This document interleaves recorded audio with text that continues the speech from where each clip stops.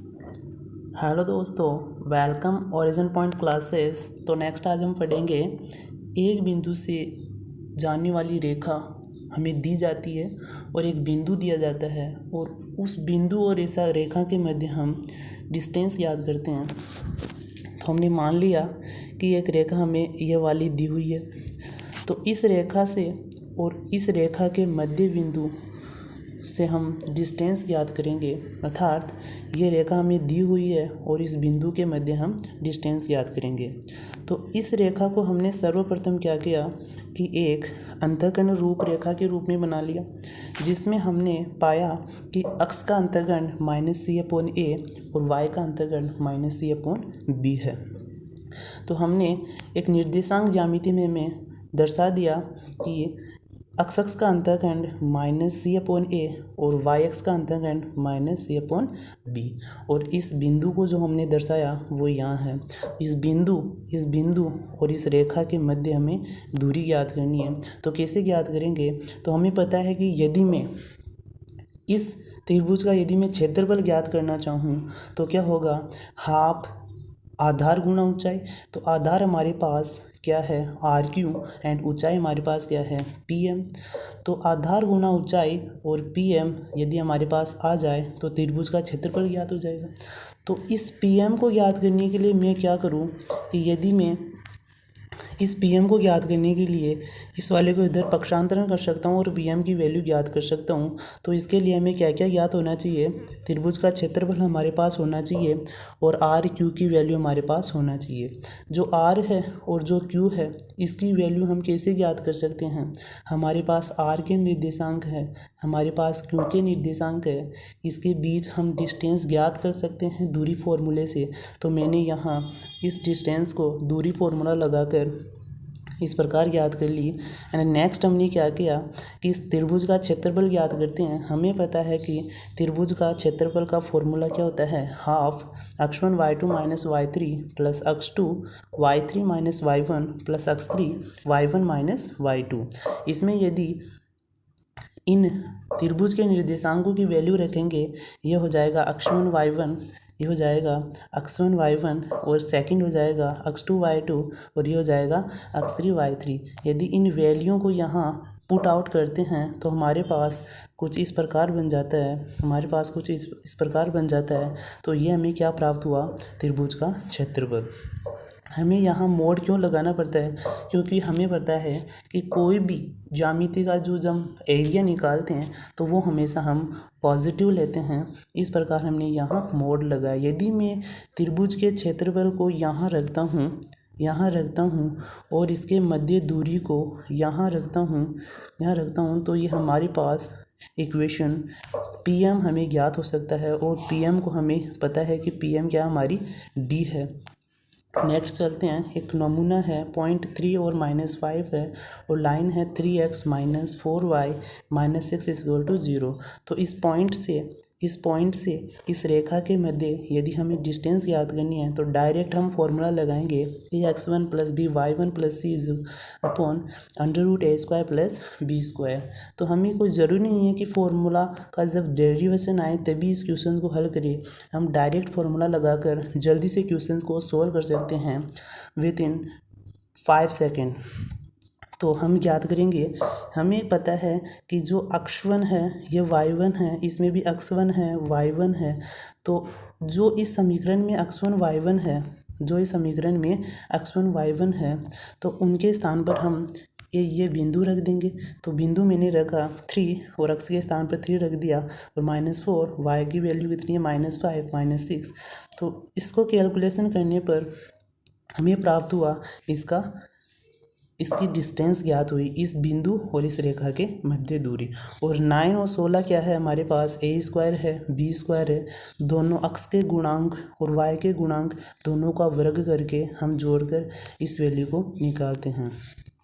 Next चलते हैं। यह हमारा पास यदि दो रेखाएं समांतर आ जाए तो उनके मध्य हम दूरी कैसे ज्ञात करेंगे। यदि दो रेखाएं समांतर आ जाए तो उनके मध्य दूरी कैसे ज्ञात करेंगे। तो सबसे पहले हम पढ़ेंगे यदि दो रेखाएं समांतर है तो इसकी इक्वेशन क्या होगी। इक्वेशन होगी y is equal to M X plus c1 और y is equal to M X plus c2। यदि दोनों रेखाएं समांतर होगी तो उनकी स्लोप तो बराबर होगी, तो मैंने यहाँ स्लोप बराबर की। इसको वैसे ही हम अंतःखंड रूप में विभाजित करेंगे और देखेंगे कि एक्स अक्ष पर वाई अक्ष पर कितना अंतःखंड दोनों काट रही है, उसके हिसाब से हम इनके मध्य दूरी ज्ञात करेंगे। हमने देखा कि जो इक्वेशन फर्स्ट है वो अक्ष पक्ष पर -c1 अपॉन में m अनुप्रस्थ काटती है यहाँ से। तो हमारे पास हमें पता है कि एक बिंदु यदि दिया जाता है, दूसरी इसके सामने लंबवत रेखा है, तो हम ये वैल्यू ज्ञात कर सकते हैं। कौन सी वैल्यू, ये वैल्यू ज्ञात कर सकते हैं जो हमारे पास ये हो जाएगी। तो इसको हम कैसे ज्ञात करेंगे, पिछली स्टाइल से ज्ञात करेंगे। जो हमने एक बिंदु और रेखा के मध्य दूरी ज्ञात की है उसी हिसाब से ज्ञात करेंगे। तो हमने वो फॉर्मूला मैंने यहाँ लगा दिया और अक्ष अक्ष पर अंतःखंड रख दिया, तो हमारे पास ये समीकरण प्राप्त होती है। आगे चलते हैं नेक्स्ट। यदि हमारे पास दो रेखाएं कुछ इस प्रकार है A X plus B Y plus c1 और A X plus B Y plus c2। यदि दोनों रेखाएं यदि पैरेलल होगी तो उनकी स्लोप एंड अक्ष से यानी कि वाई एक्स का अंतःखंड बराबर होगा। तो इसमें c1 minus c2 upon root A square plus B square हो जाएगा। नमूना देखते हैं, जैसे दो रेखाएं हैं 3x माइनस 7y प्लस 7 और 3x माइनस 7y प्लस के 5। तो c1 हमारे पास ये है और c2 हमारे पास ये है। तो c1 माइनस c2 को यदि सब्सट्रैक्ट करेंगे तो 7 माइनस 5 2 आ जाएगा और दोनों अक्ष y अंतःखंडों का वर्ग करके जोड़ेंगे तो रूट 58 आ जाएगा। सेकंड जो ऑप्शन है, सेकंड क्वेश्चन है, उसमें भी इस प्रकार ही करना है। नेक्स्ट चलते हैं। तो जो हमारा लेसन है लाइन वाला, स्ट्रेंथ लाइन, वो आज कंप्लीट हुआ।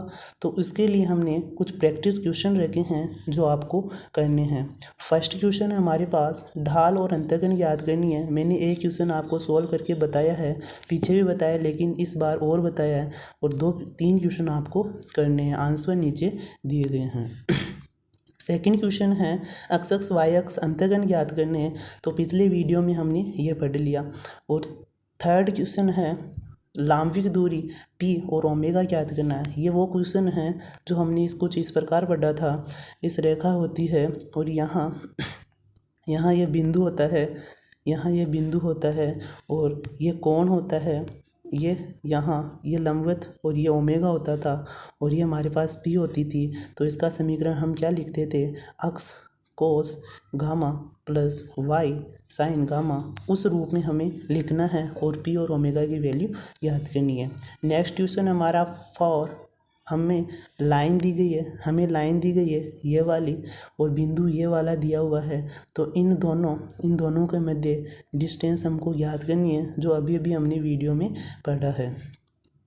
क्वेश्चन नंबर 5 है, इसमें दो रेखाएं आपस में समांतर है, इसमें भी दो रेखाएं आपस में समांतर है। इन दोनों के मध्य डिस्टेंस ज्ञात करनी है, यानी कि आपस में बीच की दूरी ज्ञात करनी है। तो जिनका आंसर मैंने यहाँ दिया हुआ है।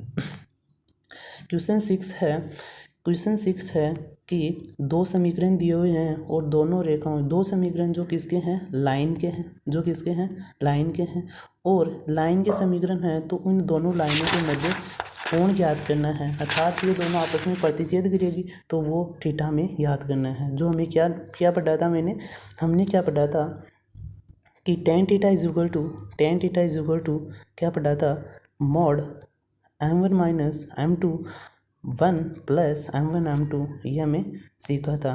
तो उसमें पुट आउट करके थीटा की वैल्यू याद करेंगे और आंसर मैंने सभी के यहाँ लिख दिए हैं। शेष आंसर मेरे पास लास्ट में नीचे हैं, जो आपको क्वेश्चन को करके सोल्व करके आपको यहाँ मिलान करके लेना है। तो हमारा this lesson are complete, so that next lesson होगा हमारा शंकु प्रतिच्छेद, जिसमें हम परवलय के बारे में पढ़ेंगे, दीर्घवृत्त के बारे में पढ़ेंगे, अति परवलय के बारे में पढ़ेंगे और वर्त के बारे में पढ़ेंगे। ये लेसन हमारा बहुत इम्पोर्टेंट है। ये लेसन इनका जो आगे का भाग है वो बीएससी फर्स्ट ईयर में भी है और बीएससी फाइनल में भी है, तो इसको बहुत ध्यानपूर्वक पढ़ना है। तो हमें अगला लेसन स्टार्ट करेंगे कल। Thank you.